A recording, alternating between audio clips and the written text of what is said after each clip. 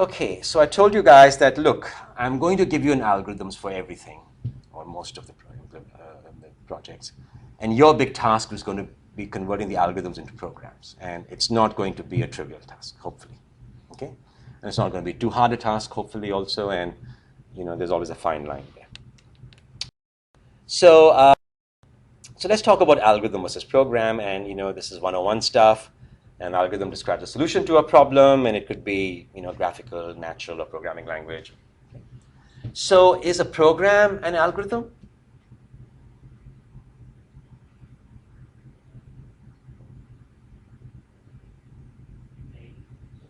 Yeah, describe a solution, right? But not every algorithm is a program. Okay? And the whole point is that maybe levels of detail that are of interest. And depending on the level of detail you give, you might have different algorithms for the same program. And the program ultimately is also an algorithm. Okay? And who's interested in the algorithm of a program? I mean, I write the program. I might be interested in the algorithm. And why might I want an algorithm and a program? Why not just write? How many of you basically write algorithms for programs you code? Be honest. Nobody? What do you mean? So, you know, like I said, every program is an algorithm. Mm-hmm. How many of you make a conscious effort to create an external, not in your head, representation of the algorithm besides the program? You do? Yeah. You whiteboard, you sketch things out. Yeah. Figure out what data structure you need, basically. So. You do. You work in industry. How many of you don't? Be honest.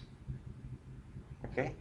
So when I was learning Programming 101, they said, please write a flow chart before you write your program. So, and they would ask you to submit those. And I would write the program, then figure out what I really did, and give them the flow chart, right? So that's what happens often. Okay? So with you know, having committed these crimes, you know, why am I even talking about algorithms? Well, you know, you don't have to practice what you preach. But you know, if you're debugging or maintaining code, and a lot of you who are students don't do that, when you don't maintain at least, and you don't write maybe very complex code, so you don't have to worry about the separate algorithm. It's good to know the algorithm. And if you're creating the program for somebody else, maybe they don't want to know every little details, maybe they want to know the algorithm. Okay? And if you're a teacher giving an algorithm, and saying, okay, I'll give you an algorithm and you write the code, again, you have to separate out the algorithm from the program. Okay? So it'll ease your task if I give you the overall algorithm.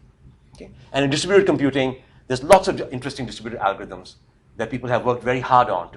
And there's not many courses that really have them implemented. This is going to be one of those courses. And so it's good to look at the algorithm that somebody came up with so that you can implement it. Yeah, I told you about the operation transformation algorithm that you guys will be implementing. I can't tell you how many decades that took to mature. Okay, so we're not going to spend a whole decade coming up here in this course. Okay. So let's go and take an example of an algorithm. So given the example, simple example, I can just write this algorithm: read input, store input and history, display input. Okay. Some details are being omitted about the quit and history command. But this gives you a very succinct representation of what this particular program is supposed to do. Okay? If I'm discussing this in class, it's better for me to present this than the code, which is very hard to read in class. And again, that's why I skim over it and just point out the important things. So let me ask you this question. Given that there are uses for algorithms, is the algorithm more important when your program is modular or when it's not? Or to put it, you know, as the modularity increases, does the need for the algorithm go down or up?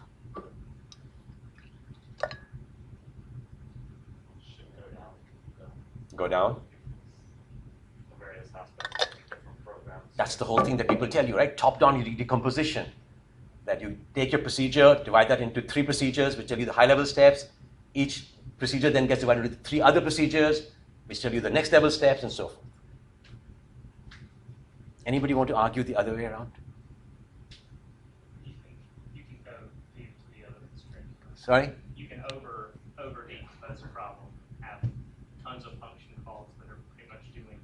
very small amount of things, and you've got this over-engineered kind of spaghettied out piece of code that no one can really reason about.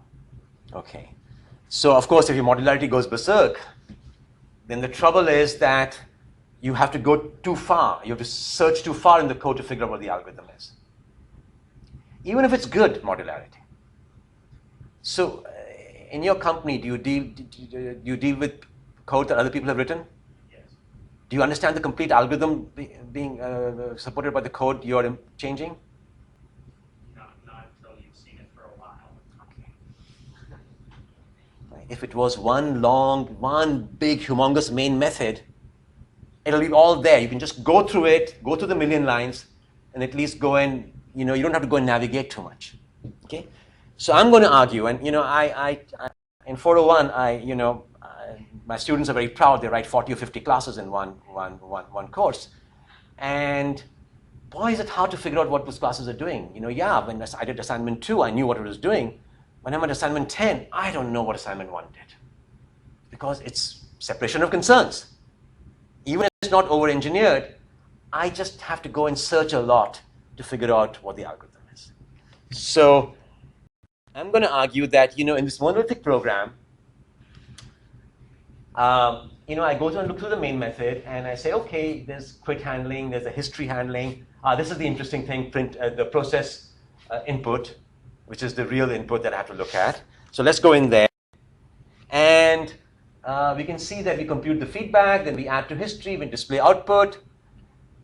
I've got it. I've got the 3 steps right here. Okay?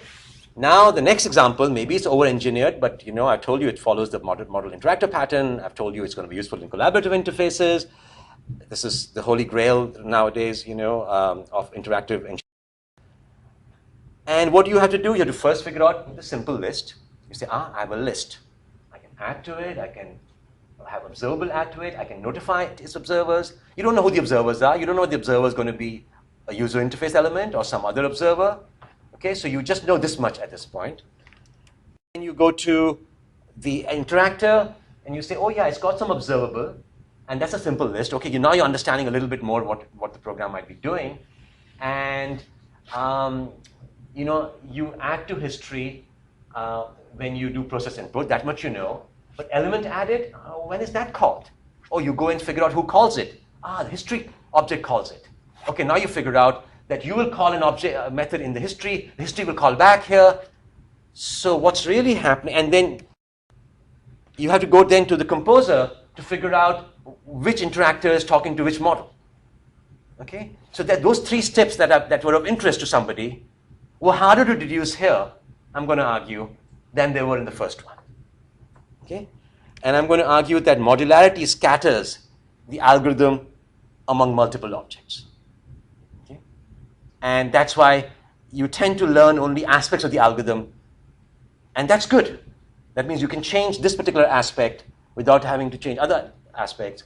But if somebody wants to get the whole picture, it's hard. It's much harder with modular programs. Okay? And you're going to face that a little bit as you build your code. Okay? But your programs are not that complex.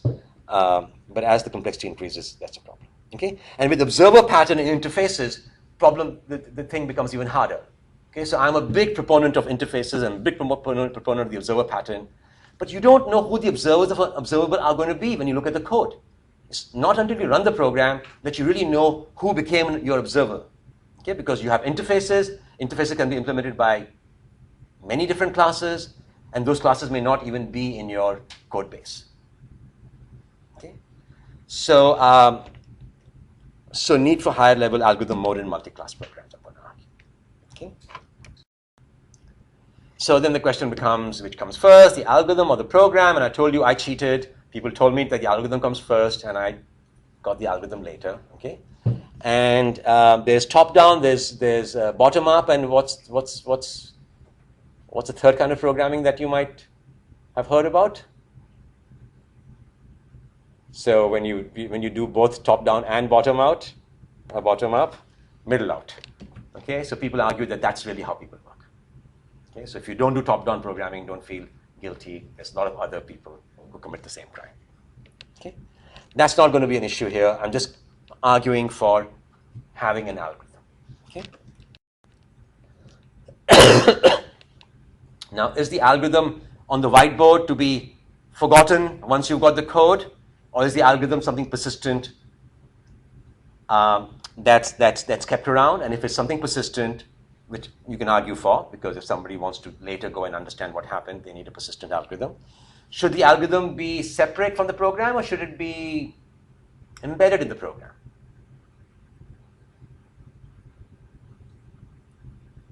So when you guys learn about comment, you're asking me about comments. Did anybody tell you to write the algorithm in the code itself as a header? Do you do that in your code? I mean, if something's really weird and not straightforward, Yeah. but there's the argument that, like, if you got a comment that's big and long and lengthy, like, and then the code changes and you don't change the comment, it can actually be more destructive. Okay, so it's very important to keep them consistent. Where is the consistency more likely to occur? If it's in a Word document and your program is here, or if it's right next to your method, right? So I'm not going to insist on comments at all, guys. That's the good news or the bad news, depending on your viewpoint. Okay, but there is argument for comments. Okay, and the thing is, you can get inconsistent. So comment the program with the algorithm. And so you might do something like this. Okay, you might go and say, okay, I received input, I added input to history, I displayed the input, and maybe these are obvious things, that's why maybe you're smiling. But somebody can just look at the comments in green and not even look at those method calls and understand what's going on. Okay? And the chances are more that you will keep them consistent because they're right there next to the code. Okay? And there's all kinds of filters to remove the comments from the code. Okay? Okay. This didn't really solve my problem in modular programs, right? I still cannot get a nice linear path that the program goes through when that path is being executed by so many different objects. And when you really want to see the sequence of events in some code that you don't understand, again, somebody who's worked with other people's code, what do you end up doing?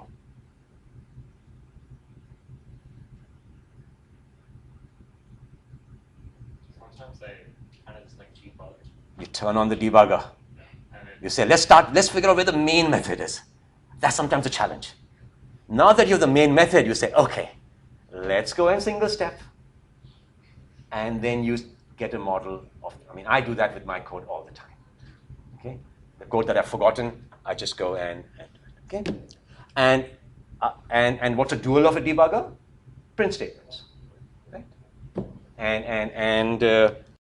So you can put print statements everywhere, and then when the print statements are executed, you see the linear path. Okay, and trouble with print statements, and the reason why we encourage at least the beginning programmers not to use it is that certain kinds of programmers do not use it. You can't disable them easily, and that's when you go to, and you cannot separate them from the other. So that's when you do tracing with debugger. Debugger is not going to be that useful to you in this course. It's going to be useful, but you're going to have race conditions. And those race conditions go, the moment you put a breakpoint, suddenly your program works. Okay? So you need to, print statements are going to be important. Okay, they're going to be very, very important. And you can't see the history of actions, so and you cannot, breakpoints do not transfer to another computer. Okay? And there's no static documentation. So there's no, at least when you put print statements there, there's something static there. If you can disable them somehow, that would be good. And that's what we motivate next. So you don't want to create traces out of print statements. You want to create traces using some kind of logging facility. Okay? And that's what I've told you guys to do in your first assignment. And I don't know how much I can tell you in the remaining period, but let's try. Okay? So you guys might have heard of the Java logger framework. Okay? Logging is something that lots of people felt the need for before that logging framework came about. I was one of them. So I built my own little framework. And the whole idea is that you can display selected portions of the log and you can disable certain kinds of things. Okay? So it's not just regular print, it's a special kind of print that logs. Okay? and you can separate log output from the rest. And I'm going to describe a log framework that I feel has advantages over the one that Java has provided. That's why I haven't just replaced it. But it's got many of the principles, and so you will learn about both by using it. So what I do is, each algorithm step is associated with a certain class of object. Okay? So remember what kind of steps we had? We had you input something that's going to be entered into a list later. Okay, so you made a list edit input, then the history was really changed, the input was displayed, and when you're doing a modular program, you also notified that change and you observed that change. Okay, so these are the main steps that occurred, and these steps are all, each step is a special kind of class that I'm going to give you. You don't have to define these classes. Okay, you have to just use these classes. Okay, and so there's concrete events and abstract classes. So traceable, this list edit info is an abstract class that defines common elements of the other steps. There's info objects, there are error objects, there are warning objects. We'll just be concerned with info. But in any logging framework, you'll have these three kinds of events. Okay? That what kind of step is it? Is it a normal step? Is it a step that you take only when something half bad occurs? Is this a step you take when you that occurs when something really bad occurs? Okay, warning versus error. And each object is announced. So when you log something, you're basically announcing an object, saying this event occurred. Okay, that's your logging frame. That's what you're doing when you're logging. Okay, and what I also do is that this particular package, which has only got the algorithm steps, is separate from the actual implementation. Okay, so I don't even have to have the implementation when I describe this. So if you guys go and download the code I have in GitHub, I have all the steps needed for your OT algorithm, for your causality algorithm, but I don't have the actual code there. Okay? So you know that these steps have to be invoked at some point in your code. It helps, it provides you with a guide also. Okay? So literally the algorithm is coming first here, then the implementation, and the implementation will just refer to these classes. Okay? As I show you actual code, it'll become clearer, but I'm just giving you the. So algorithm steps can be in separate packages, and what I've done is that I want to do automatic grading. So you guys said that, look, what do we have to do? And I will not be requiring you to comment things, but I'll require you to put these trace elements, and I can actually listen to these trace events and see what trace events you actually fired, and then I can write a tester program that goes and sees whether they were fired in the right order, and I'm not sure I will do this, but if I get enough time, I think I have a framework to allow me to do that. Okay. So that's what this is. You'll see this checker here, you'll see some setters. Okay, so let's see some example here. So here you see I've got two events being logged. I stands for information. I said every event has a source. It says that this event occurred in a simple list in this particular package. Okay, what was the event kind? It was that a list edit was made. Okay, so a simple list made the actual list and added the event to a history. That's what this list edit made says. This is the time at which it occurred. Okay, this time is going to be important for you when you guys are dealing with race conditions. Okay, this is the thread that was executing that announced the event. Okay, so this is the thread that announced the event. This is the details of the event. So this is a list edit. What kind of list edit is it? Is it list edit add? Is it remove? I guess I think I have just these two options. And then in addition, what is the index at which the addition took place?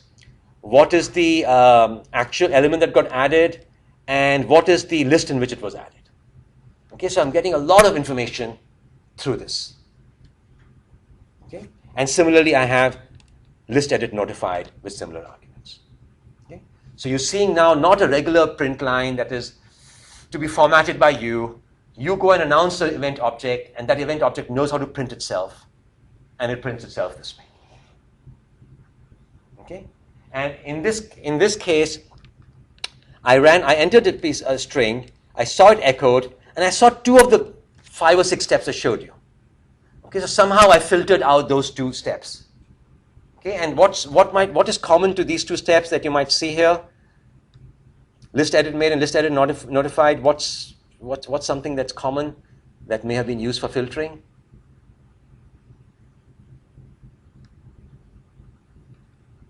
They're both made in a simple list. Okay, so the source object is the same. Okay, that's one way of filtering. So okay, so this is the code. So what you can do is you can what you do is you log your events. That's one thing you do. Plus, when you run your program, you go and say, what kind of logged events do I really want? Logged events I really want to see, and how do I want to see them? Okay, so show info true might mean what? If I make it false, what might that mean? It won't show any info events. Any info events. Okay, that's good. You know that you can write all this stuff and then just disable everything by saying false. Okay, so that's one thing we wanted. That's something print statements don't give you. Okay, this is something any logging framework will give you. This framework is also giving it to you. Okay, set implicit print keyword object class name. Okay, so I'm saying all events fired by instances of a simple list should be logged. Okay, so I'm using class name as a way of source class as a way of filtering, and we'll see other alternatives in a minute. Not in a minute, next time. Okay, next Wednesday, right? Monday's a holiday. Message prefix kind full class name. So that's to show info. That's source class filtering. So you see that I'm seeing the full class name here, and that makes my display cluttered. I can also say short class name or other things. Okay, so that's what's kind of filtering. I may or may not want to see the kind of event, so I can filter that out. I may or may not want to see the source of the event. I can filter that out. I can filter out time. I can filter out thread. So you see that there's a powerful mechanism for filtering. Now, as far as you guys are concerned, you needn't write any of this code. This is just if you want to use it, if you want to debug yourself. But I need to test your code for you to actually announce these events, which I'll show you later. Okay? This is just in case you want to use the announced events in interesting ways yourself, then you use this framework. Okay? So, question? Okay. I'm going to go and provide, part of the assignment is to go and announce these events. I haven't really told you how. So if you don't do it, that's okay. Okay? So, but if you really want to go ahead and look at the slides, which I'll post, then they'll also show you how to announce the events. Or if you actually download my code announces the events. So in fact, if you just use my code, the events are being announced. Okay? If you duplicate my code, then you may not know what to do, and you can wait for the next lecture. Okay? So this Monday break is slowing us down a little bit in terms of having sufficient lecture material covered before the assignment. So I'm just going to make that part optional of announcing the traced objects. Okay? Any more questions before? Okay. Have a good Labor Day.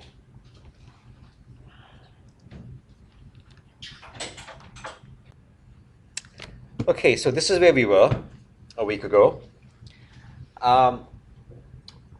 Like I said, this class is about you guys implementing very high-level algorithms that I give you. Okay, and so one of my goals, is to check whether you really implement the algorithm or not. And one of your goals is to see whether validate yourself that the algorithm got implemented. Okay, so somehow there's a notion of algorithm that's separate from program, which is not a new notion. But if I'm really going to write this automatic grader, then I better have this algorithm extractable from the program. Okay, and in general, it's good to have your program and your algorithm maybe mixed together, so that as you change your program, your algorithm remains the same, or the algorithm also changes if that is what you intend. Okay, so you shouldn't have these two things get inconsistent. Okay, so we said you should really embellish the program with the algorithm, and the simple-minded way of doing that is to use print statements, but print statements have issues. You can use debugging, but that also has issues.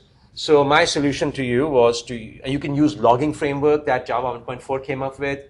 That's pretty much the way I'm going here, but I'm going one step beyond that, at least in one dimension, which is that I'm having type logs. Okay, so the logs are not a collection of one type of event. They're a collection of multiple events, and these events are defined by you. Okay, in your case, they're defined by me because you can do it yourself too. But I'm not. It's too much to ask you guys to do the events also in this class. And so the problem that we have been doing has to do with basically having a history object or a list, providing a way to enter items into the list, and viewing the current list. That's essentially what the problem was, right? So you can imagine many steps there. It's an interactive application. So let me put pointer options. So the first step is that somebody inputs a list edit. Okay, that's the input. Then that input goes and gets translated into an actual list edit in the data structure. Okay, and if you're going to, and then it gets displayed. Okay, and if you're doing just a simple program that's not modular, these are the three steps we need to make. Okay, when we go to the more modular program, we say that we'll replace the model from the interactor. So the model is the one that will make the list edit, and it should go and notify its observers about it. So that's another kind of step. Okay, and that notification should be observed by the interactor, and then of course in response to that it should go and display. Okay, so I drew these pictures to show you the difference between the modular and the non-modular version. I'm making it a little bit more formal now. Okay, I have gone and actually added these classes that represent steps in the modular and non-modular program. And you can see that some steps are not in the modular program. Some steps are only in the modular program, and some steps are shared. Okay, so we're getting it's getting a little bit more formal. Okay, maybe a little too detailed when you start using it, but we'll see what the benefits are. Okay. So the step is something that is not automatically extracted from your code. Okay, it would be nice if if an external program could understand your code and extract the steps from it. If you've done enough theory, you know that you can't even look at a program and see whether it's halts or not. And the implications of that are that you can't take two programs and see whether they're equivalent. And the implication of that also is that you can't extract an algorithm out of it. Okay, so you have to go and annotate, or you have to provide the algorithm along with the program. And you have to make sure that that's correct. Okay, so you have to announce each step. Okay, when you make the step, where you would normally put a print line and say, I did this now, I did this now. Okay, you go and create an instance of one of these objects saying, I did a list edit. I did a list edit. I made a list edit. I displayed a list edit. Okay, and these steps now are all typed, and all of you will be doing these things because all of you will be implementing the algorithm. So these types will have to be shared by you, and these types are in that package that I gave you. And at this point, you'll have to start using the package to be able to agree on these steps. Okay, and you can define your own versions of these steps, but then my tester can't find those. My tester has to work with my classes. So this is when you have to use these classes. Okay? Nick? Okay, I thought you had a smile on your face. I thought maybe you had a comment in your head. Oh, yeah. Okay. And let's go and see how these steps are manifested on the display. Okay, and we saw that last time. I'm just revising. We see here one of these steps, and it says the source of this was a simple list. The kind of step is a list edit made.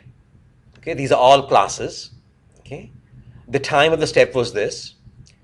The thread that was executing was main, and this is the step parameters. Okay, it's a list edit add rather than a delete. Okay, and when you add, you have to go and say what the index is, where you're adding, what you're adding, and into what object you're adding. Okay, And similarly, we have a list edit notified step. Okay, and then I said, look, why, I showed you about 8 classes and I'm seeing only 2 classes here, 2 event types here, or here. So why is it that I'm seeing these 2 events and not other events? There must be some kind of filtering. Okay, so what is common to both of these events? That's to make that happen. And okay, so to do the filtering, I had to write some code. Okay, again, you guys, if you just want to make me happy and not really use the stuff to debug and trace your programs, this is something you don't have to know about. Okay, because I'll write this kind of code to go and filter out the right kind of steps from your program. Okay, but you may want to do it.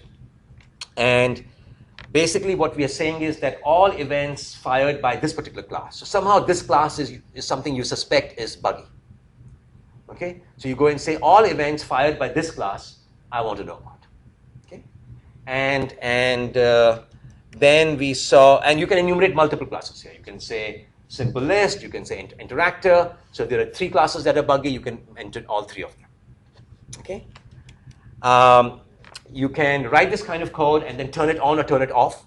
Okay, so whenever you feel it's buggy, you go and say, okay, show the traces. Whenever you feel confident, you keep the code and say, yeah, for now it's working, so let me turn the traces off, and later you can turn it on. Okay, this is something any logging framework will give you, the way to turn off and on. Okay, so what we did was we did filtering based on a class. Okay, so that's what this particular code is saying, that that we're doing filtering based on a class name, and we are showing the full class name. We could with the package, okay, which can clutter display. And you needn't do that, show that. And we are printing the event type. You may not want to print the event type. You may not want to print the source type, depending on what kind of debugging you're doing. You may not want to print the time or thread. So there's all kinds of interesting filtering possible. Okay? Questions so far? Okay. So I did source-based filtering. Okay? Based on who the source was, I was able to go and filter out certain events and filter in some. What would be an alternative to source-based filtering?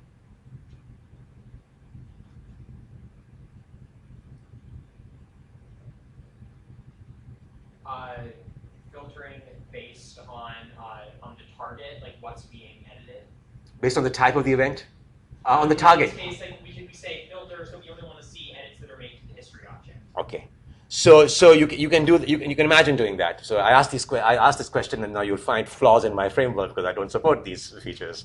But indeed, you can filter based on time. You can filter based on the object and other things. The one I do support.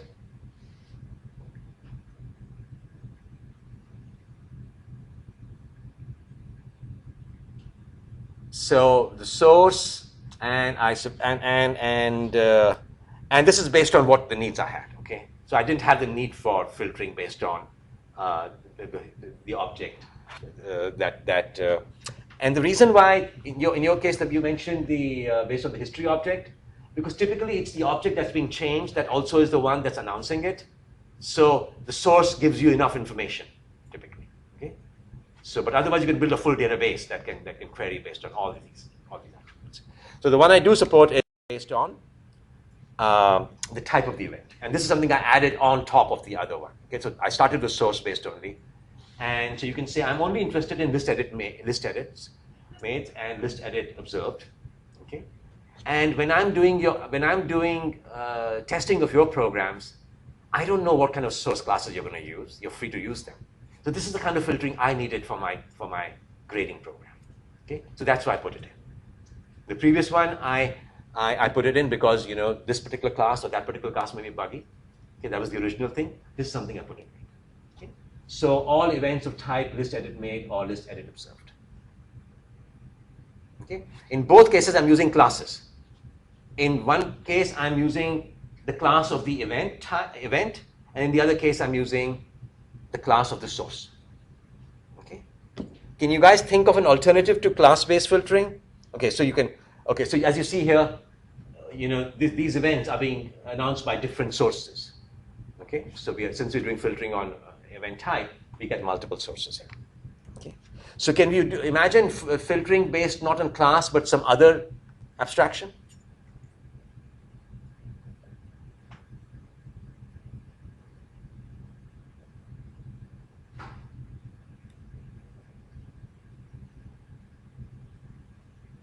So we use a source class, we use an event class. Could we use a source something else, an event something else? Filtering based on a property, source and event. So, which would be things like the list that got changed, right? Along the lines you were talking about, right? The time, maybe. So, yeah, it will be along those lines. Again, I said I don't quite support that. But think of the source and some other adjective. Think of a bigger group than class.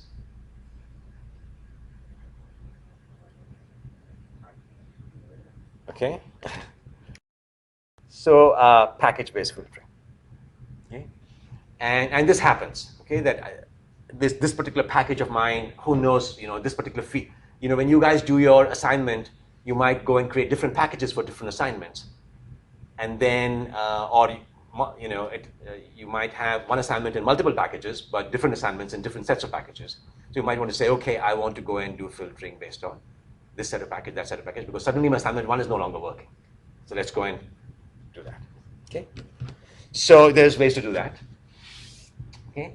And you can just say, you again go and mention the class, but you go and say, I want to do filtering based on the class of the package rather than the class itself.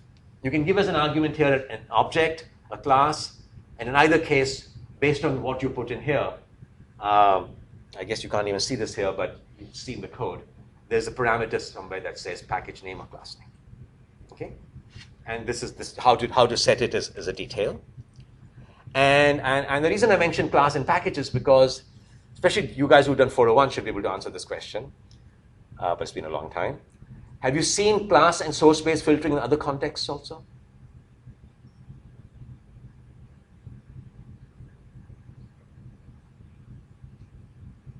Having to do with testing? Yeah.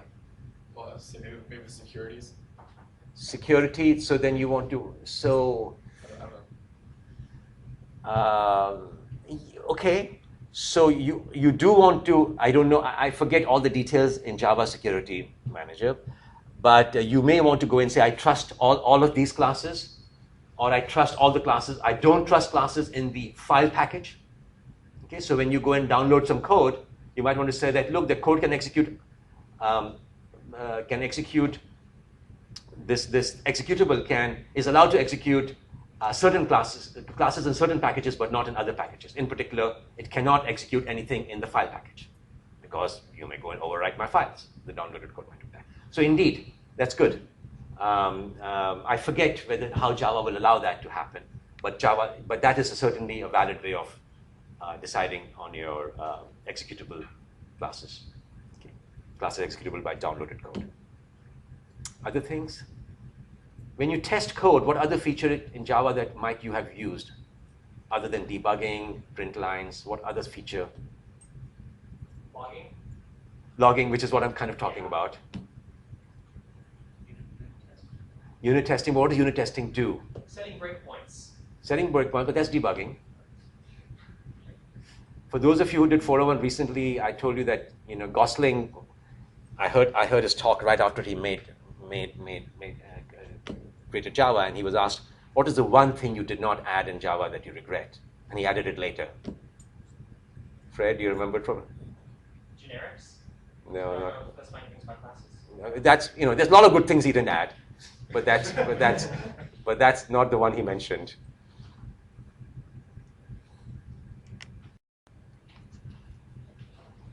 Okay, that was his one big regret. That was in, I think, C++, and he did not add that in Java, so that was kind of staring in his face, and he didn't add it.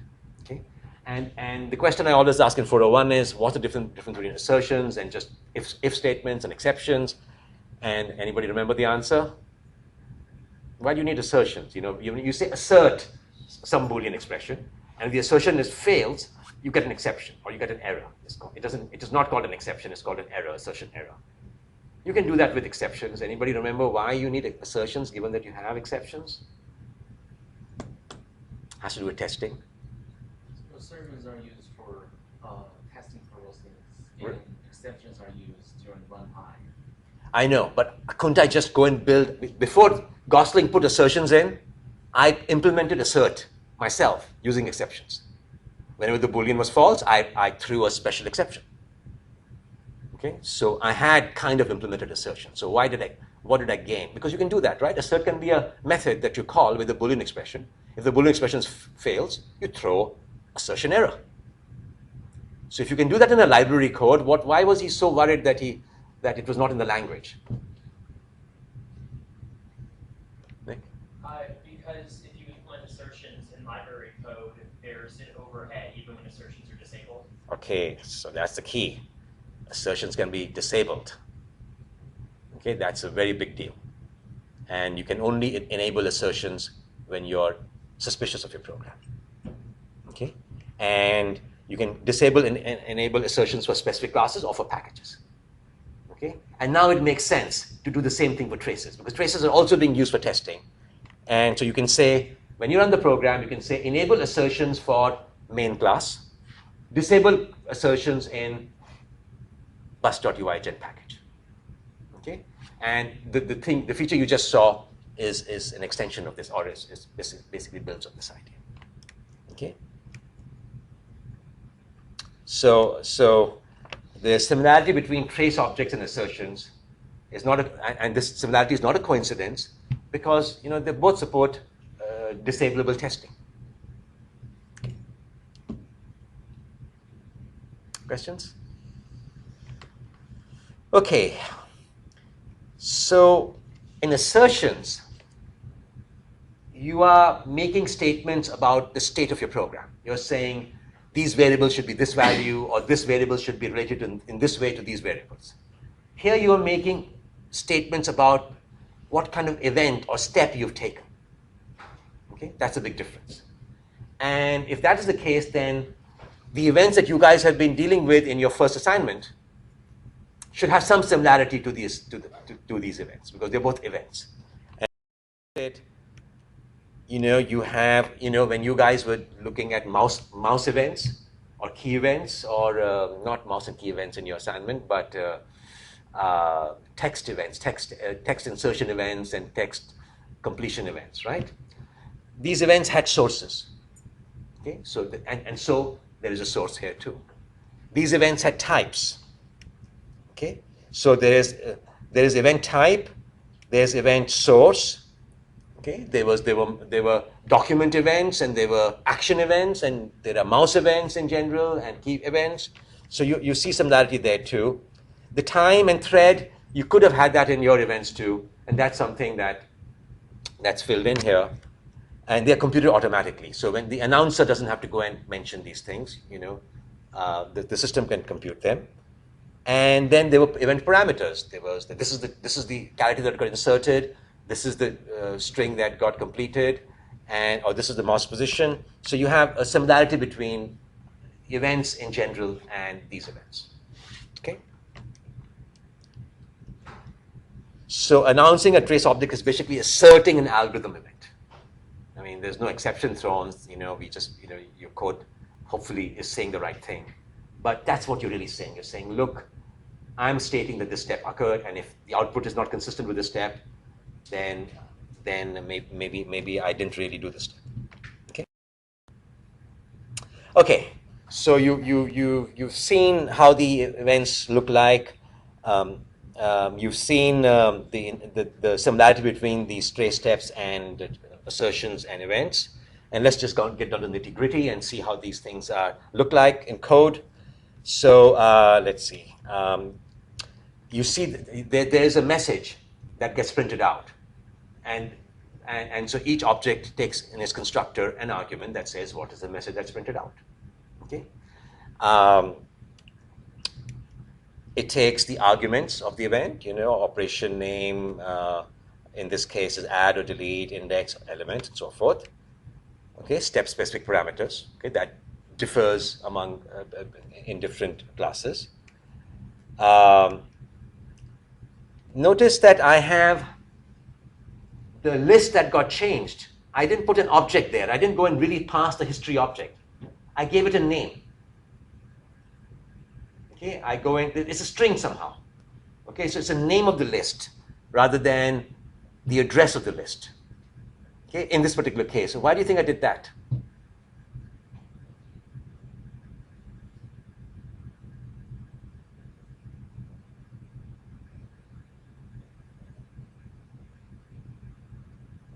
So if you're adding to the history list or adding to the topic list, there are two lists in your program, right? You don't go and pass the history address or the topic address. You go and pass a string that says history or topic or some other string. You have a sense of you have a form of indirection here.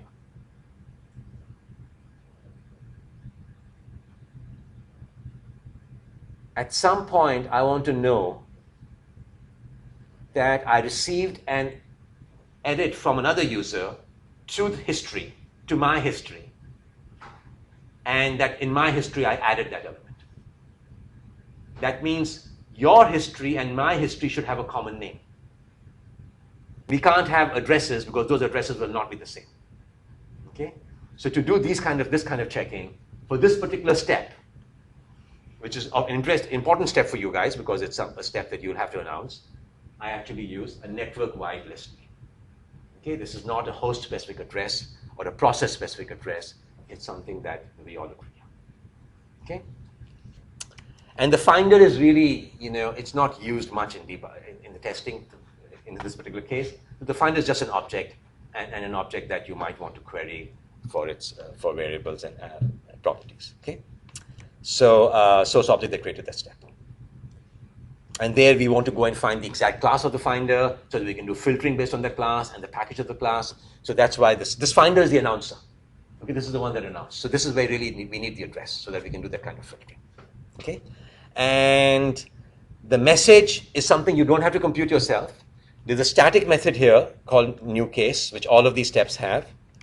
And that will take all the other parameters and come up with a message based on those parameters. So you guys just have to go and call new case with the parameters, and magically the right message will get printed out. And my tester would need that format to be followed so that it can unparse that format and create the list object from that string. Okay? So this is what you really need to do. You need to really call new case using a static method. Okay? And the thread and time are automatically computed, as I mentioned. So this is, you're actually using it, this thing here. So this process input is a method in the monolithic echoer that's called right after the user has input some string. Okay? So the process input says, hey, I know at this point a list edit has been input, and I'm history object. All I allow is addition, so it was add. It was at the last element in the history. This is the element that got added. This is some standard name for that list. It was added to the history object. Okay, and this is, I'm announcing it. I'm a static method, so I can't go and give you an instance here. So I'll give you just the class itself. So monolithic echoer.class is the source. Okay, and then you go and actually add that value to history, and then you say, oh, I made a list edit now. That value has been added to the history. Then you go and display the output, and then you say, oh, the output has been displayed. Okay?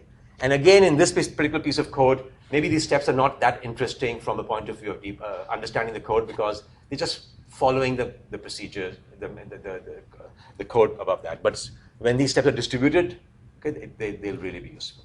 Okay? So you can go and get a linear idea of the algorithm. Okay, questions here? So you guys can go back now and add the tracing steps. Okay.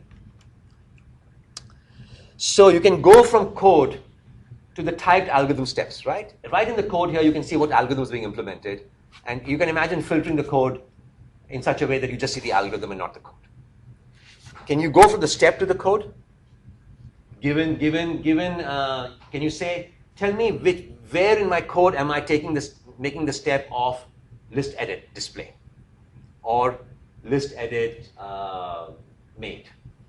Can you do that now with the infrastructure I have? Go from the step to the code?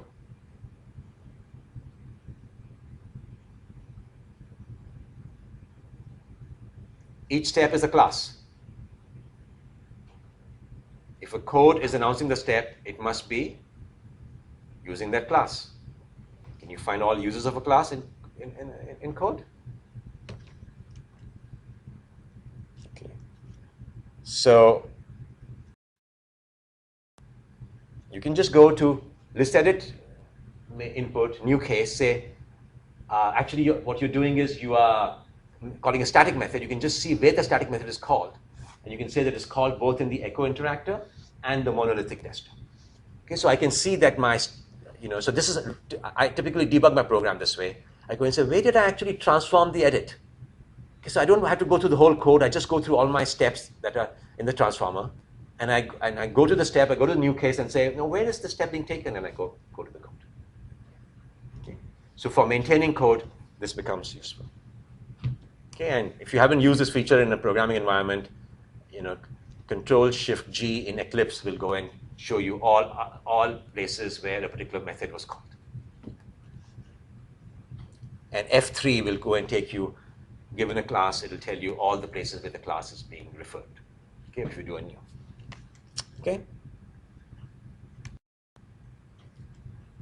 Okay, let's talk a little bit about how these steps allow formal algorithm description and testing. Okay.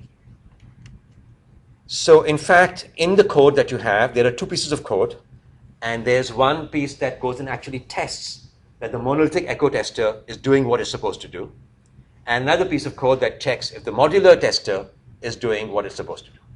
Okay, so you can run this piece of code to see whether things work right. Okay. And how is testing done today? So let's go back to the question I asked you earlier. Okay, so you can use assertions. That was kind of that was not something that all of you mentioned. You mentioned unit testing. You mentioned other mechanisms. So what does unit testing do exactly? How do what does it do? It allows you to test individual functions to make sure that their behavior in isolation is correct. Okay, so what unit testing says is that let's not go and test everything together at one time. Let's go and test one thing. So how do you test individual function? What does it mean to test an individual function? Or program. So let's look at that dimension. Let's not look at the dimension of how granular it is. Let's look at just how did you guys test your programs? You looked at it visually, right? Is there a non-visual way to test it? If you were to write a grader program for Comp 101, how might you test somebody's programs? Typical cases, edge cases. And then you see what? So you provide input for these cases, and what do? You check the output against a true output, right? So let's go and see. If you're going to do testing using these trace objects, let's go and see what benefits I get over what we just described. Okay, so you can say, here's the output that I expect. Okay, so the reason why I added to your assignment the console-based behavior was two. There were two reasons. One is to have multi-view. The second was that I should be able to run your console-based thing and look at the console input-output to do testing. Okay, GUI testing is more hard. So I can look at this output, compare it with a standard output, and see whether it's correct or not. So if I was to test your assignments this way, that I go and say that when I go and enter this particular input, you have this exact output, will you be happy? I mean, is that a good thing to do? What's the limitation of this?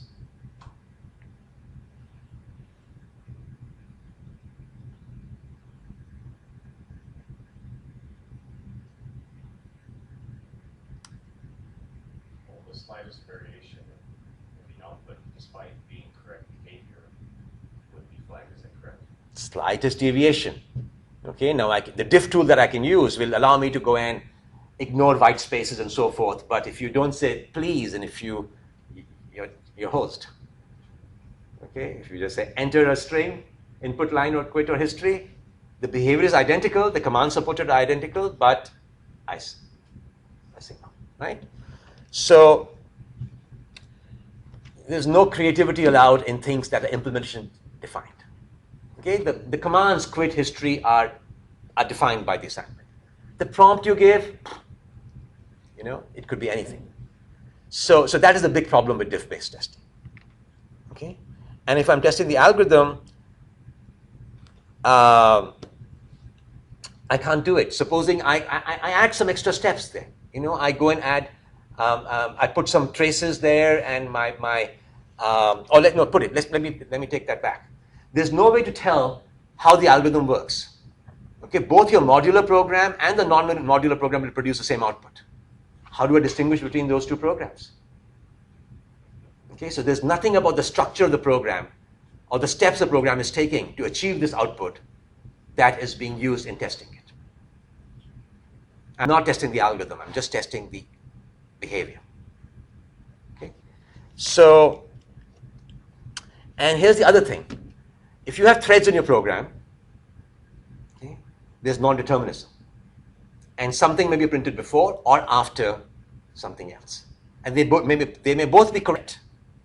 But my diff-based tester is going to fail if it uses one thread scheduling and not the other. Okay? So that's a problem. And so what you can do is, you can say, okay, I'm not checking the input-output. I'll go and take the whole output, separate the regular output from the trace output. You know, anything that's starting with I triple star, I figure is my output. And I will just compare the traces rather than the output. Okay? And the traces will exhibit the algorithm used. So I'm really testing the algorithm besides the behavior. Okay? So that's part of what I do.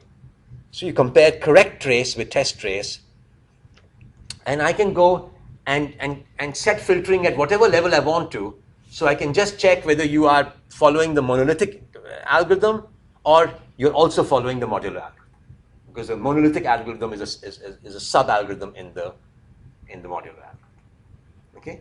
So if there is algorithms at multiple levels of abstraction, I can check against any of those abstractions. Okay?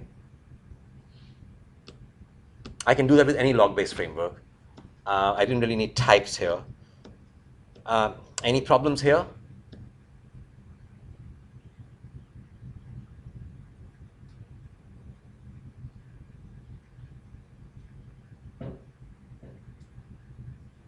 Thread scheduling? Have I solved the thread scheduling problem?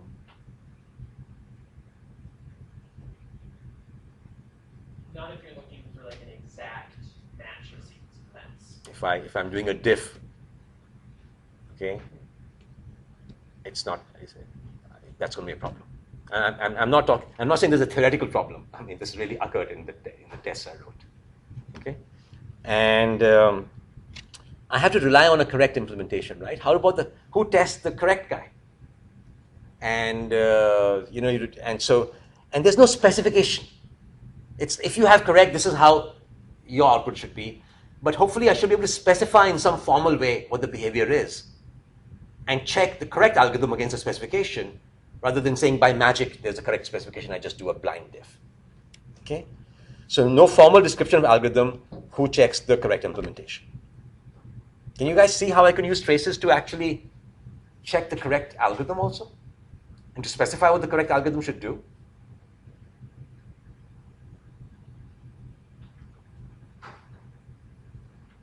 Rather than comparing two traces, rather than doing an inter-trace comparison, I do some intra-trace processing. I look within a trace and look at the steps there and say, these are the relationships among the steps. Sounds hard. Anything interesting has to be hard, right? But in this particular case, you know, all these things sound very hard when you look in the abstract. I mean, we have the halting problem here.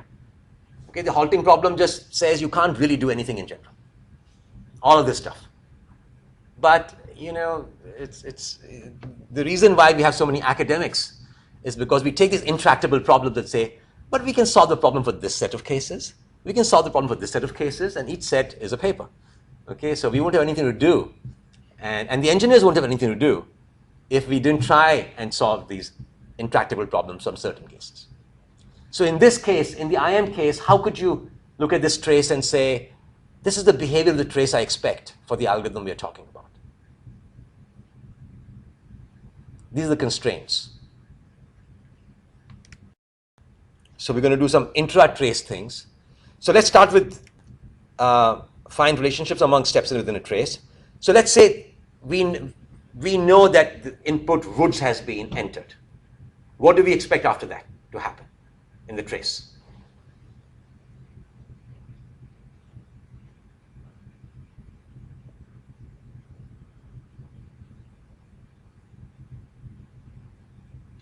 The list edit input event fire.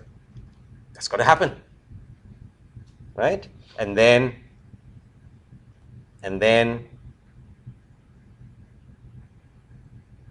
right? So user input should be followed by a certain sequence of events which are different for different algorithms. But you can say this is not going to be foolproof. Okay? It's going to have a lot of flaws. And one of the flaws here is, is that sufficient? So what's missing here? Can I have these events that the program still be wrong? An example of that would be? If any of the details of the events, the indices, the objects, the strings are wrong. Okay, so maybe I'll also say that the arguments of these events should be the same. In this case, they should all be they should be the same. Maybe they are 0, maybe they are 1, but they should all be the same. Still not foolproof because I'm not looking at the exact index. I'm not saying where in the history I am, whether I'm at the 0th or 1st, but it's giving me more confidence. That's all what testing is about. Giving you more confidence. Okay, there's been this big debate between testing and verification people for ages, and the verification people are still getting funds for research, but the testing guys are the ones who pretty much won in practice. Okay, so you can say that should have certain relationships, and something else I could test here.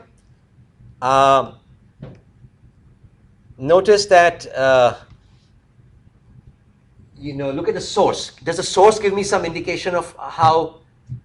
Should I look at some relationship among the sources also? That can tell us whether we're doing a modular solution or a monolithic solution if they're all in the same class. If they're all the same class, maybe they're monolithic. So I'm saying the notified event should be done by the notifier, and the observed event should be done by another class. Okay. And so now I'm getting even more confidence. Okay. And if my program passes this tester, there's certain guarantees I have. Okay. So now I can say this a little bit in a more organized fashion. So for monolithic specification and testing, I say for each input I should be followed by list, edit, input, made, and displayed. These are the 3 steps I expect. And the operation name, index, should all be the same. Okay? And the element should be some echo of I. Okay? In our case, it's an identity function. But you can say that the element in here has some relationship with I. Okay?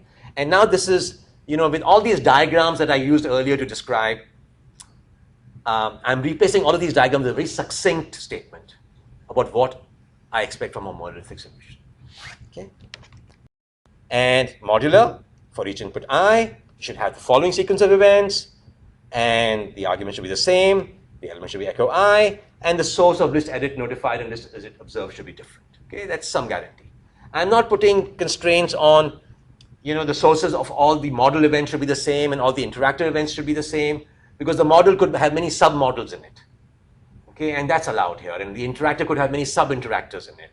So I'm not putting that constraint here.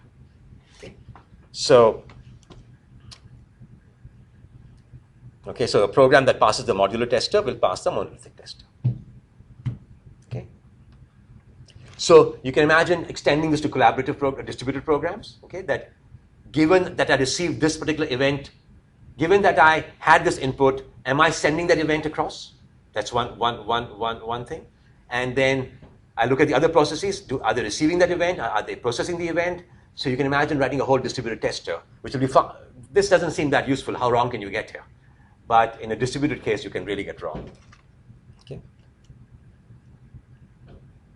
So the reason I was fairly confident when I showed you the OT algorithm, which is I think the most complicated thing in the whole project, was because it passed my tester. Okay? And that said two things. A, my tester worked right, and B, the library that it was built on worked right, because I was changing the library to the last moment. So every time I change the library, I make sure that all my testers worked, okay, just in case I went and destroyed something in the library. Okay? So let me summarize. The idea of algorithm is something that we all preach in academics, okay? And I've shown you some concrete benefits of separating the algorithm from the program, okay? And then useful for understanding programs, testing, and debugging. And you guys didn't quite, I'm not sure you agree with me even now, but you didn't think of it, you didn't think that this was true earlier when I described it, but I really believe that modularity increases the need for algorithms, because algorithms get scattered around and becomes very hard to understand just the logic of what's happening. Okay? And so algorithm is important there. But you guys agree with me now? Initially, you all said that modularity increases understandability. Do you agree that it may actually cause confusion? One person says yes. Okay. You'll find out as you progress in this class. You'll see that it may be hard to remember what you did in assignment 1 when you're doing assignment 5. We can use prints and debugging, but they have their problems. You can use untyped event log, okay, which is pretty good. It solves many of the problems of print and debug. But typed events give you more benefits. You can go to a class, see where all it's being used in the program, just using normal programming environment capabilities to see where that step is being executed.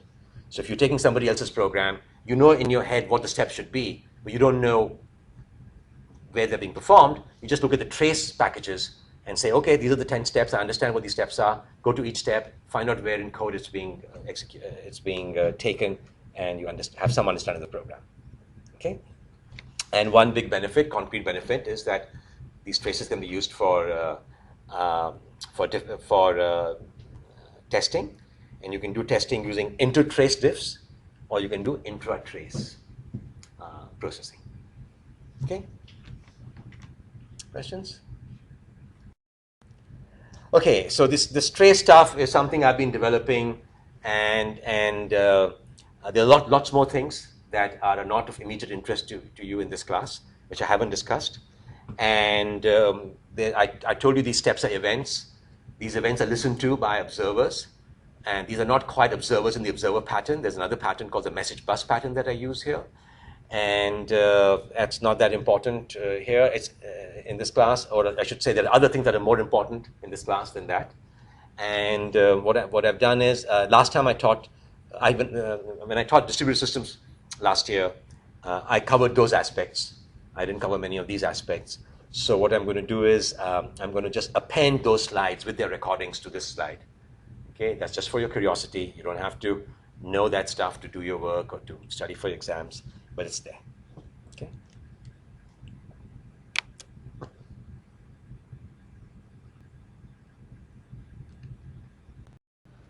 And here's my trace. Okay, so you type in the words are lovely, and or you've got echo, and it shows you, all my trace statements. So if I may not have many comments, but I do have many trace statements. I don't have enough of these either. Okay, but you didn't see them, right? When you guys ran your programs, you didn't see any of these, did you? Did you see them output? When it dropped messages. Yeah, when it dropped. It's just warning. That was just a warning. An error. E. Yeah. Yeah, there's no E here. There's all I. Yeah. I is for information. Yeah. I saw there's no code on the step and proof stuff. Yeah. But The trace level. is the warning. W is the warning. E is the error. Okay. And I is the information. Okay, that's what I'm really concerned about right at this point. You can turn the eyes on and off. Okay, so you can turn it on and off, and that's a very simple call, right? Tracer show info true, tracer show info false. Okay, that's something I came up with 10 years ago. Okay. Anything else you want here? Any other kind of turning on and off? Warnings. Okay, so that's tracer show info true false, tracer show warnings true false, tracer show error false true and false, tracer set level 1, 2, 3, 4 where error is higher level than warning and so forth. Okay, so that another student of mine, Sasha, put in a long time ago. Anything else? Sorry? Okay, so we need some state. That's a little advanced feature. Filter. Okay, so what do you want to filter on? Let's see. Keywords, sounds like. Okay, so I can say tracer show info for all messages that are registered with this keyword. So when I say tracer dot log or whatever that thing is, I will go and give a keyword saying this is the kind of message I'm printing out, and I will go and say here's the message. The keyword is just a substring. It's a string. It's some kind. Okay, so you can do some regular expression matching there also. Okay. For now, we'll just say the keywords have to match. Okay. Do you guys like the idea of setting keywords? Each time you go and set your log, you have to associate that with keyword. So what kind of keywords might you use in practice? A module name or package name, because maybe you're interested in only a particular module. Maybe one module is failing and you don't know why. So Okay. So do you know anything in Java that says do this for this class or for all classes in this package? Yeah, there's a get package call. No, but in Java, you're saying you can do that, but have you seen any feature that Java gives you that filters based on class or package? I taught this stuff in 401 today, so it's all fresh in my head. Android debugger does that. Yeah, but the Android debugger just gives you everything. So- and it's Yeah, but then you can filter Not all- debugger. I'm just saying, don't even think debugging right now. Well, actually, it's related to debugging. But just think of any feature of Java that is turned on or off for a whole class or all set of packages. So you guys haven't seen this, and you probably haven't used it either. So when Java was invented, right after that, I went to a conference where James Gosling gave the keynote. And he was asked, what's the biggest mistake you made in Java? And he said, I don't have assertions. Okay, so then assertions came 1.4. And assertions you can turn on and off. Have you ever seen how they turn on or off? It's, You can say tracer assertions minus EA class name or minus EA package. Okay. That's one kind of filtering. What do you think is happening here? My message is being printed, and before the message, what is being printed? Package name or the class name. It's package. And what else might you want here? class. Or maybe the full class name? That's it. So these are the options I give you guys. Okay. So you say tracer.showInfo true. You may not want to know about NIO. Okay, you guys are not dealing with, you just hope it works. And so I'm only printing messages that have to do with input port.datacom.simplex.buffer. See, I've got the filtering right now. Only for this package. Okay, that must mean that I have some way of saying only show things. Okay, so I can have keywords. I can say, and by the way, this exists. I can say tracer.info, here's a keyword, here's the info. Here's the information. Okay, so I can say tracer.info, input port.datacom.simplex.buffer, the package, asking driver to connect and change status. Okay, and then we can set keyword print status. I can go and say, here's the keyword and here's Boolean status. That means for whenever all messages that are tagged with this keyword, show them or don't show them. Okay? And you guys said you didn't like that, right? So what you would want to do, we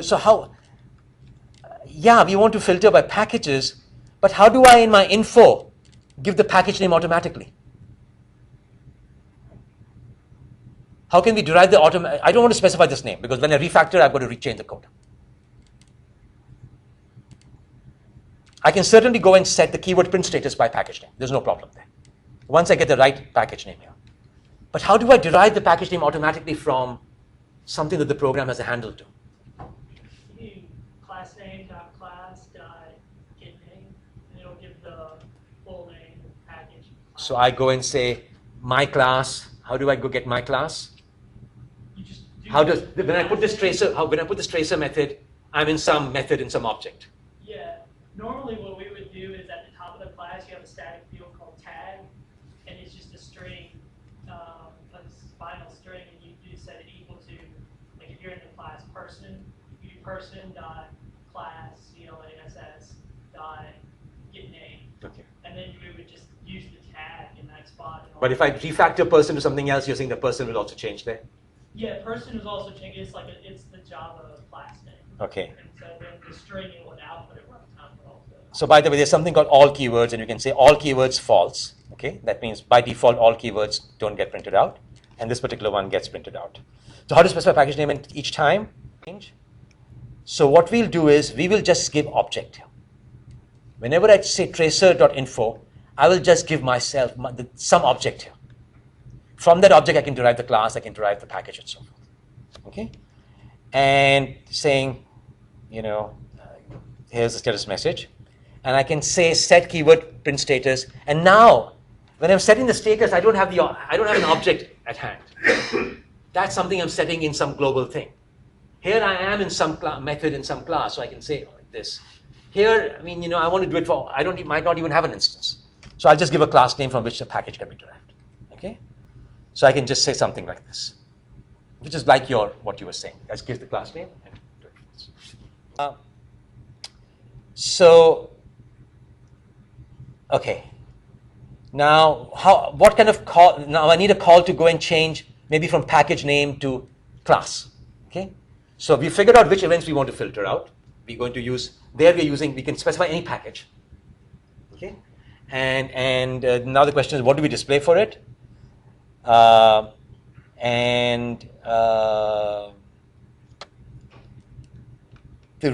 Here what I want to do is maybe print out not the package but the class name. So I need another dimension, and that is my message prefix count. Okay, one is my keyword. Okay, that I've got this particular. I'm setting. There is a notion of a keyword. We know that will filter out messages. Here I'm saying what kind of message prefix to use, and here the message prefix I'm using is a package. Right? And I can go and, I know I'm out of time, but I can go and say short class name. Okay? And now I'm seeing just the class name. I'm not seeing the package name. So this is not something fundamental. We wanted this. This is just the API for it. Just quickly. So my message prefix kind can be either the package name, the full class name, the short class name, the objects to string. Okay? Or it can be nothing. Okay? And now I told you that in assertions you can either filter by package or by class or by something else. There's also implicit keyword. What if we want to? So now I'm only seeing events related to this particular class. This is like my assertions I was talking about. Not every class in that package, but only this class. And that is just another option. So that is implicit keyword kind. So what is my keyword going to be implicitly? Okay, I can always say explicitly this keyword, or I can give myself as an argument and say this. And then the question is, what property of that object should I derive to use to derive the keyword? It can be the package name or the class name or something else. So there are two dimensions. What prefix I show and what property of the object I use as the keyword. Okay? And this is the message. See this? You can say object to string, class name, or package name. Okay? So what I told you earlier, we want an abstract. These details tell you how to get it. Okay? And I don't know what is hard and what is easy, but I personally think that this current assignment may be the hardest one. If you've been having trouble with threes, the nice thing here is that it's not this very big distributed system. Okay, it's just an algorithm. This two recursive algorithms, right? Okay, so that's the good news. The bad news is that the recursive algorithm has lots of objects involved in the way design. So it's not easy, and we're running out of time. So I'm just going. Okay. And I want you guys to go and demonstrate demonstrate the working of your algorithm somehow, and I don't if I'm not going to comment, I'm not going to require you to comment. And like I said, I don't want to really look at your code. So somehow how your algorithm works should be evident from your runs. Okay? And that is where the tracing comes in. That I'd like you guys to trace your calls. And whatever you would put in a comment, put in your trace calls as strings. And I can see the algorithm, I can see truth in advertisement. I can see that this is exactly what happens. And you don't have to give me an algorithm because the algorithm will be generated from your trace. Okay? So I need to tell you about trace, and I've told you about trace, and here's this, and I've told you, so you need to trace for me this project and the next project. Next project is a small amount of code, unlike this code, but having to deal with lots of things. Okay, you have to just plug in your code at the right place. And if you do it right, it'll work beautifully. If you don't do it right, you'll learn a lot about Gypsy that you didn't want to learn. But that will require you to do synchronization differently. Okay? So where Gypsy right now goes and says, I'll just send the method across and hope the buffers don't get. By the way, please don't make your buffers in thousands. Okay? Make them in 100. I told you how to go and change the buffer size, buffer pool, and don't make it thousands. That causes problems. I found that, and another student found that. Make it in hundreds, and that should work fine. Okay? Did you do it in hundreds? Changing it to 500 precisely worked because that was the maximum number of messages anyway. Yeah. So you're living dangerously. I would have done 501. It's one of those things. Can you guys see buffers leading to deadlocks? If you don't, you guys saw that the things just didn't go across. Can you imagine that if you don't have the right number of buffers, you could come up with a deadlock situation?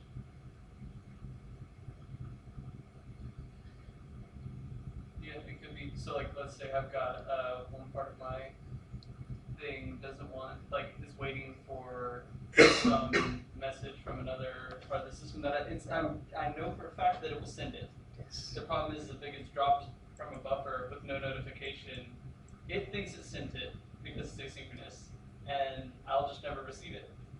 And so I'm sitting here waiting on a response. Okay, that's one way. Let's assume that the other side keeps sending again and again.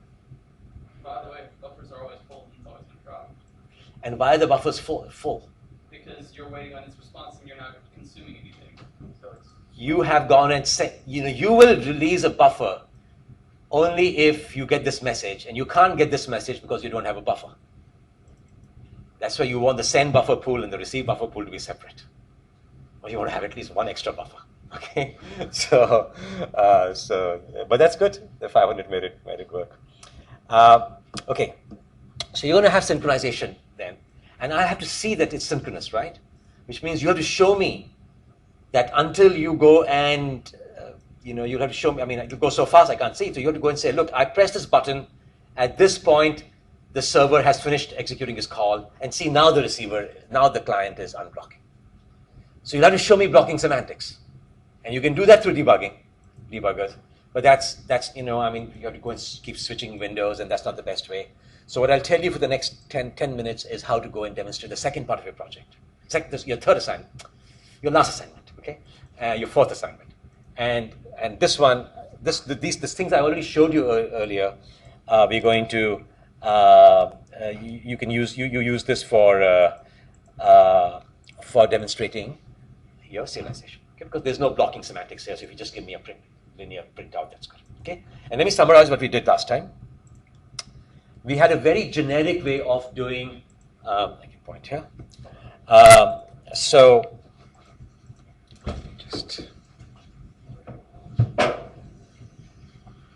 Okay.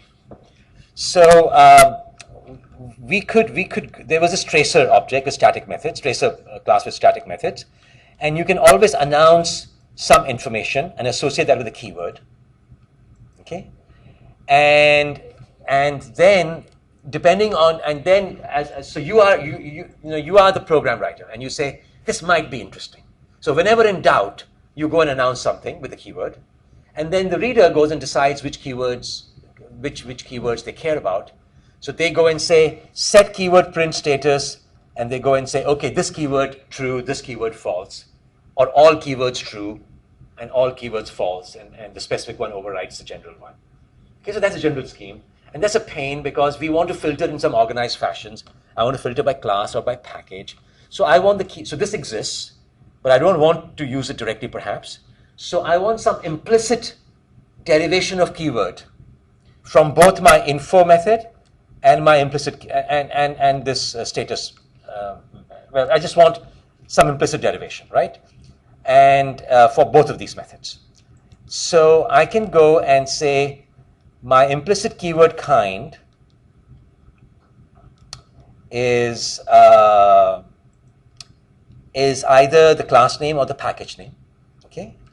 And always announce, so these three things should have been together. I can always say before info, not keyword by object, and say, please take some property of the object and use that as the keyword, okay? And whether that property happens to be the toString of the object, or the class name, or the package name is something we decide via a separate call.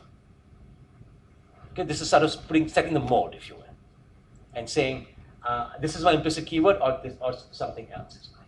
So when I do supposing my implicit keyword kind is package, then when I'm doing info object string, info extracts the package name from the object and uses that as a keyword. If it is class, it extracts the class, and if it's toString, it extracts the toString and it just uses that as the keyword. That's exactly what's happening. You can go and this is in util. You can actually follow the code in util and see what's happening. Okay? And when you go and say set keyword print status, now we are not going to say object, a keyword. We can say object. I don't know if I allow it or not, but typically we don't have an object at this point. So we just say class. Okay? And again, if the implicit keyword kind is class name, we will use the class name, or we will use the package name, and it doesn't make sense to you do toString for that. So that will be just a week. Okay, that will do nothing. And that is deciding which of the events I see information about. The next question is, what information do I see about the event? Okay, clearly I go and see. That's what's going on. Okay, I didn't have it muted, and I just kept hearing an echo back. I can just use my. I can just. So we are in info. And I certainly see the info string. The question is, what else do I see about it? And I can see nothing. Or I can see the toString of the object. Or I can see the class name of the object that was used in the info, or the package name. And that is determined by message prefix kind. Okay, so what information do I see about an event and which events I see? Yeah. Is there any particular reason why you didn't allow multiple prefixes to be put in? So maybe like do like a, I guess, flag setup so that you can pass in more than one. So maybe you want to see the full class name and the package name? So you have some kind of, the way this would be done is to have, another option that says both things. And Couldn't you do a bitmask for that? so what would you want my info? You would want my info to change. Which of my calls would you want to change? Info, set, the implicit keyword methods, the status methods. Which one would you want? Yeah, so prefix kind. Prefix kind? I mean, you can feasibly do it with implicit keyword too, but Yeah. So see, in this example, your full class names gives you the package and the class name. well, that's true. But maybe you want to see the package name And the toString? Yeah. Yeah, I never use toString. I would just put it there. I already think I did too much here. In fact, I've done more than I'm showing you. I just didn't want to, you can easily go crazy in these things. But let me know if you ever have a reason. I'm happy to go crazy. Okay. So everybody fine with this? You guys can go and put your info calls in your various routines, in your classes, and say, okay, I'm the bean serializer. I'm serializing a bean right now. I'm the string serializer. I'm serializing this. I'm in the serialization mode. I'm the deserialization mode. You can put all this stuff in, and we can then just go and filter by, we can just see your tracer message. And I'd like to see only your tracer messages and not mine. Okay, or maybe I want something before yours and something after yours to show that you are doing it within my system. Okay. So something like that. Okay, so that's. And this is what I might want in tracing. So for your synchronization demo, I want to be able to see your server and the client at the same time. I don't want to going and playing around with the Eclipse window and saying, okay, I'm running this now, I'll look at the breakpoint here and so forth. Right? I want to be able to see your traces in different windows, which I've already told you how to do. But I want then for you to be able to block also. Okay, so you press a button and you say, now look, I saw this output. Only when I press this button, I saw this output. Right? So I want debugging-like capabilities without a debugger. And is it so hard to make something block and unblock using Java? No, there's no debug points right now. We are running things outside the debugger. I did it just by having like make a scanner on the keyboard and then just make it to where you hit like you type anything and hit enter and it'll go. That's my Comp 101 solution, and I do use it there. Huh? And we did that, right? We did that also in one of in that. Yeah. What's the operating system course? You want to do wait and so just want to use something like that, which is what we do. Okay. And because then you have a button and you say, so that's what you want to show off. I mean, those waits and notifies are good for something, right? They are in-class object. They're in-class object. Probably, if there's any one lesson you're going to learn from this class, it is that they are fantastic. Either Kevin didn't do his job right or I didn't do my job right. Okay. So we will just use something like that. Okay. I want to be able to see at that point, maybe, and this may be in the demo you won't show, but I just want to be a little ambitious here. Just as the debugger shows me the breakpoint, some state, I'd like to be able to see some state at each blocked point.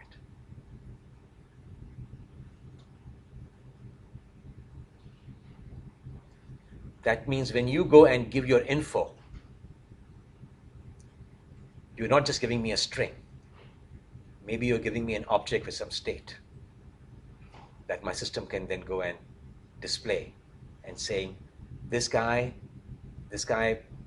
announces event, and when he announces event, this was the state. And I'm storing the state, and I'll just visually, I've got object editor, I can go and display anything easily. And I'll just show you that information. Okay, so not only we're going to do thread.wait and object.wait and object.notify, but we're going to notify not strings now, but objects with state. And these will be events that I can query at runtime. And these can be multiple ones can be around. So I don't have to go be at the current block. I can just go down the history and say, these were the 10 events that were announced, and I can go and look at the state of all of them. Okay? For debugging purposes, at least I found that useful. But for demo purposes, it won't be that important for you. But when we're doing this, let's do it right. Okay? Rob, you're very puzzled here. So we're just going through, at some point we put like a thread.sleep for like 10 seconds. Oh, please don't do these things. 10 seconds, polling. You got wait and notify. Why do you want to use 10 seconds? Don't use time. I don't understand why we're blocking in the system when for demo purposes we could just put a debug point and be like, all right, look. You can't put, no, but if you do debug point, firstly they won't transfer. What do I want? I want to see your demo. I want to run your demo too. Oh, okay. Do you want me to go and put the debug points, and then you want me to go and shuttle between, at least in Eclipse, I have only one screen, one place where I can see the output at one time, one place. Right, yeah. You want me to go and see there that? Oh my God, what a pain it is. So we are out of the debugger. We want to do our own debugging, essentially. We are doing tracing, okay? And we're going to have a state, and we want to build our own state display mechanism, okay? So basically, this one says I need some kind of way to notify. Okay, that's what it says. This one says I want to announce objects with state other than just strings and messages. Okay, in that state, part of the state could be the string message. Okay, and maybe I even want to see the whole stack trace. I want to see the stack trace at the point at which you announced an information message. So we could just throw an exception and catch it and print the stack trace. Excellent idea, except we don't have to throw and catch an exception. We just have to create an exception object. And whenever you create an exception object, the stack trace at that point is in that object, and you can say get. So I don't have to say no. So that really means my events that I'm going to announce are objects, and these objects are subclasses of runtime exception, because they're going to have that stack there. Isn't that cool? Why not? So So when we block, you're saying to We'll block with wait and notify. Yeah. wait and notify. Wait. We'll block with wait. Yeah. Which was your solution. So don't be too puzzled here. No, yeah, what is this method? Is object.wait or thread.sleep? No. Thread or sleep is what we don't want to use. Okay. Okay. So And what on is- any object, you can say every object is a monitor, Okay. and you can say wait. Oh. If you ever looked at any object, there's a wait and there's a notify. Okay. And by the way, that's something you guys need to. If you don't know enough about that stuff, please look at my handout from last time. Last semester, last time I taught this course, I spent too much time. Not too much time, maybe, but I had to spend a lot of time on threads. And that's what I've changed. That's one of the big things I've changed because I said, well, you can figure that out yourself. Okay. So just look at those notes on the asset. On my web page about it. Yeah, which it was from that link posted on the asset. No, the regular web page has probably got some background material at the bottom. Okay. Probably. Okay. Otherwise, you can look at the 401 stuff. I'm teaching threads right now there. Okay, yeah, I've never used the object.wait. Okay, but that's monitors. Okay. Okay. And finally, I want to maybe just get to see the whole. I want to get some timing information, and I want to just go and see the correlation between various events and see, this event occurred before this event and so forth. And you can see through history, but I might also want to see all these objects. In fact, I might want a distributed system where I want to see, okay, when this guy announced this event, after that, this process announced this event, so I can see some synchronization between processes. I don't have the solution right now, but I've got everything towards it. And this is where I want a message bus. I don't have a message bus, which is what you were talking about last time, and we'll talk about that soon. But the idea is that we observe not various observables, but all the observables go and tell one central authority that something interesting has happened. And all the observers contract that central authority. So there is no direct link between observable and observer. We have a level of indirection. I know bottleneck is bad, but indirection is good. So we win some, lose some. But what if a particular observer doesn't want to observe all the observables? Yeah, so we have a message bus has all kinds of query strings that you can put in saying, I only want these kinds of events. In the general case, there's a whole regular expression like mechanism saying that I, as an observer, want to go and observe this set of this kind of events. I can't even tell you how many papers I saw on this stuff because this was a very hot topic, and then people just got tired of these languages. Okay. So that's the goal. Let's just see the details. We will no longer go and say trace strings. We will trace objects. And you guys can do this even for your current assignment, okay? Because what I'm telling you is a superset of what I told you earlier. Okay? We are going to go and have these classes that happen to be various kinds of traceables. There is traceable info, there's traceable warning, there's traceable error, there is traceable gypsy info, there's traceable object editor info. You can imagine having a whole hierarchy of information, event kinds. That makes sense, right? I mean, these strings should be typed. That's why we have exceptions, that these errors were typed. Why not type all the things we are tracing also? Okay, so this is my user-defined traceable thing. And where I used to do tracer.info, this MVC structure built, I'm going to go to some class. Sorry, I did this in a hurry. I'm going to say MVC traceable info dot new info, a static method, and pass to it a string and some object, which is the object that found that event. Okay, so this is a static method. I need to pass to it some object, and that object is, say, me. So this is really MVC traceable info dot new info or new case. I think I call it. You can name it any way you want to. My convention is to use actually new case, and I've done something different here. And that is going to create an object that is of the event type, and this object is a subclass of traceable info, which happens to be a subclass of runtime exception. And one of the things that you can do to it is announce. So you construct this thing, and then you go and announce and say, look, this event has occurred. And the announce is just a standard print out on the console with that ICE star. That is one of the options you can have. You announce this, and now the observers can decide what they want to do with your announcement. Observers who observe non-traceable objects. Yes. And one of them happens to be something that will print on the console. Right. But this object doesn't exist until you call it before. Yes. So how do you observe something that doesn't exist until it goes? Because you give some characteristic of that, saying this thing should have been in this package or this class, or some properties should have.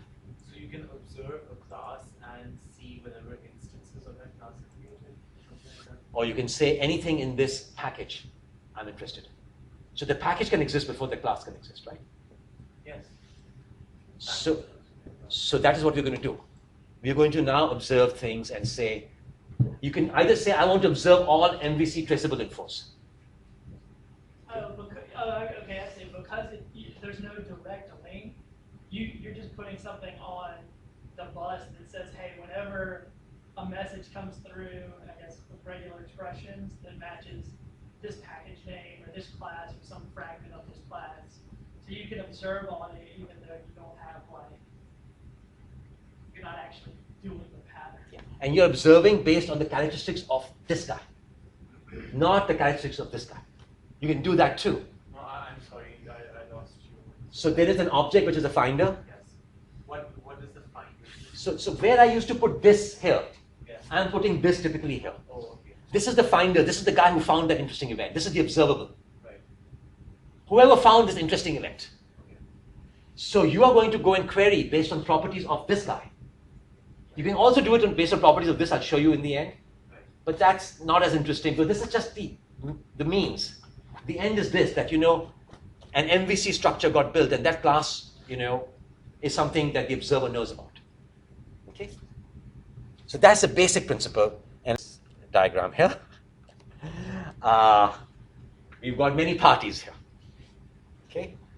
So I've got my traceable with an announce, right? We've already seen that. Okay? I've got some event announcer thread, which is the thread that went and made the announcement. Okay? And let's see what happens here.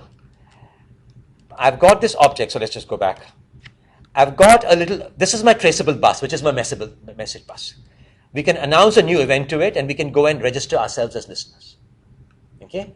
So this guy, Traceable Display and Wait Manager, happens to be a listener that I wrote on top of the bus that goes and adds itself as a listener to all events that occur there. Okay? So far, so good? Okay.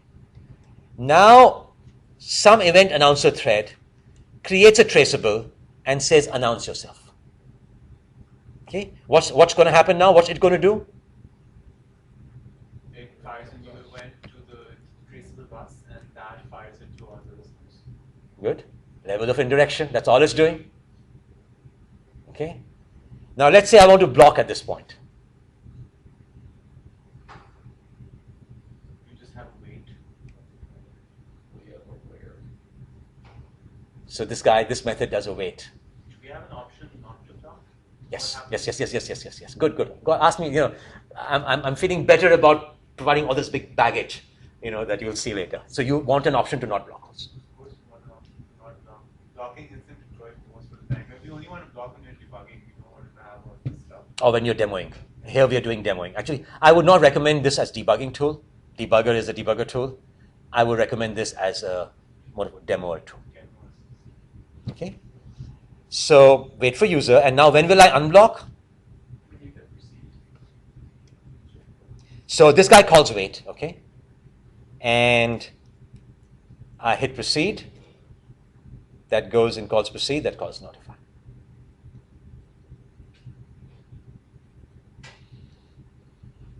Complicated mechanism. Okay? How does the AWT thread know when to call proceed? How does it know when something is waiting? Oh, if you just press the button and there was nobody waiting in Java. They will notify no one. What screen is that button on? Is that just reintroduced? No, it's when you do the Untitled thing. It shows up. An object editor. Oh, so- Traceable. So when you go and do this, Okay. you will get this UI. If you don't do this, you don't have any of this stuff going. You don't even have You don't have, so if you don't do this, you won't ever block at all. That's the one way to not block is just not to start this, not to have this listener. This listener is not part of the bus. This is something you add. This guy adds. Also, if there's no listener, yes, if there's no listeners and it blocks, what then? If there's nothing to. But it shouldn't block if there's not a list. No. If this itself is not a listener, it's not going to block, right? Okay, so the manager blocks. I Yeah, thought see, the the bus manager's blocks. new event calls the synchronized wait for user which Yeah. enables wait. Yeah. A little intercept. Which will also block. I forget what I do. Whether I send these events in. This will, so things will block at that point, but only because this guy in his method blocked that thread. Okay. So this is really the main idea here is the message bus, which I'm calling a traceable bus because this is a bus that has traceables in it, has an announce method and does not generate events, simply communicates them to observers. Okay, and I'm telling you that this is. Steve Rice, I told you from Boston, from Brown University, invented this idea, and then this is way back when SGI was a company and my stocks were worth something. SGI, I had friends in SGI, so I said I didn't join SGI. Every computer company I didn't join, I bought stocks of, saying had I joined the company, I would have made some money, and I just waited till they all went to zero. To a lot of them went to zero. So, but Silicon Graphics, I had a lot of friends there, and they were implementing this in the software engineering environment, in fact. So the debugger, the compiler, and other programming environment tools with all Eclipse, imagine Eclipse, and especially the programming environment, the compiler, the debugger, all talking to each other through such a bus. That was the first application of it. And I've just applied this to the distributed systems case. Okay, now, like I said, I've seen many variations of this, and people have gone berserk in the languages they provide, the regular expressions they provide. And I haven't gone there. I've provided you with a very simple language, the same language I provided you for the print. Okay, so we'll just see that UI. So let's say I want to start these three programs in different windows. You've seen that we can do that, and in fact, in the demo application I gave you in Gypsy, that you can go and fork. You can create different consoles for different processes. Something you can do, but you can also go and now say. Traceable display in weight manager factory dot get traceable and edit it. And now here's what you see here. You're saying set keyword display status this to true. That means some property of mine should be used to go and make events that have the same property as me be displayed in the bus. Okay, so we're going to display these events. We may or may not display these events, and we may or may not wait on these events. Okay, so this guy is a display and wait manager, both. It displays the events, selected events, and it waits on selected events. And how you wait on them is through the same kind of thing where I used to say print status, I say display status. Okay, and I'm giving an object as an argument and saying some property of this object, please use it to determine what is displayed. Okay, and either the class or the package or the toString. Just like we saw last time. No, but where do you specify that? Somewhere else. Why somewhere else? I mean, you can. I'll just show you all the calls later. Okay, that could be set at the beginning. That we want for every guy, we want the packages. We're interested in packages or we're interested in classes. That will be common to everybody. Okay, and each process will have a separate trace window. Okay, so we don't have to worry about one Eclipse region being used for multiple things. Okay, so this is Alice, this is Bob, this is server, and of course if you're running them on different machines, that's not an issue. If you're running them on the same machine, you will get a window like this wherever you went and said object editor.edit factory, their factory, right? So that's clear. Each trace window has a separate thread area also. So just as you have in a debugger, you can select a thread, another thread to go and see the stack trace. I have this thread here, and I have another thread here, and I have different areas areas for each thread also. Okay, so thread name, right? So this is the thread interacting with the underlying communication channel. This is the NIO thread, and this is my asynchronous received call invoker. If you haven't figured it out, all of your RMI calls, the remote method calls, are invoked by one thread. Okay, and this is that thread. what do we see here? We see the thread name and other information. And the debugger allows you to set breakpoints, resume, etc. So we can similarly, go and say proceed. And if we say proceed, it'll unblock. We just saw that earlier. That same proceed button is being shown here in a context. And if the event is waiting, you'll unblock it. Plus, you can go back and forward and see all the previous events also. Okay? And see the whole trace. But in your demo, all you have to do is proceed. So this is a little extra baggage for the curious and for the demanding. Okay? And so we also we can resume, just like a breakpoint resume, breakpoint console message, go and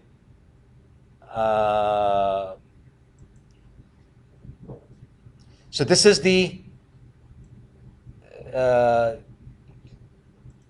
this tells you some type information about the event. Okay, so this tells you, like MVC traceable, this tells you which type of event it is. Okay, and then there's the message, and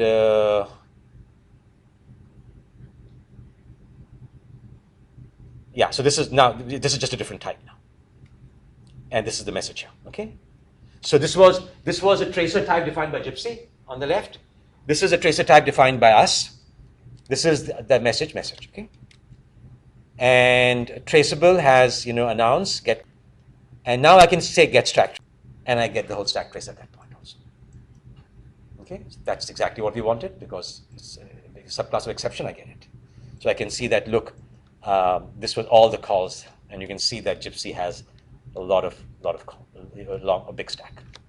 Okay, so no, conceptually nothing different, just the commands to go and get the information. Okay, and traceable is a runtime exception, like I said. And so I can go and now figure out some of the properties of the object that was sent, and I get to, and I haven't shown you that, but I can just go and say, get me all the properties, and object editor will show all the properties of an object. So any properties you have in the object can be displayed in a window at that point. Okay, and you have information, so I can go for it. And so now the question is, should I be doing this to all messages? Okay, and may want to pause only some of the announcements, may want to display only some of the announcements, how to specify a set of related announcements, and we just have the same kind of calls that we had earlier. Okay, where I was saying set keyword print status, now I say set keyword display status or wait status. Okay, so nothing, I mean, this is all details. The concept we saw at the beginning. Okay, this is just how to use it. Okay.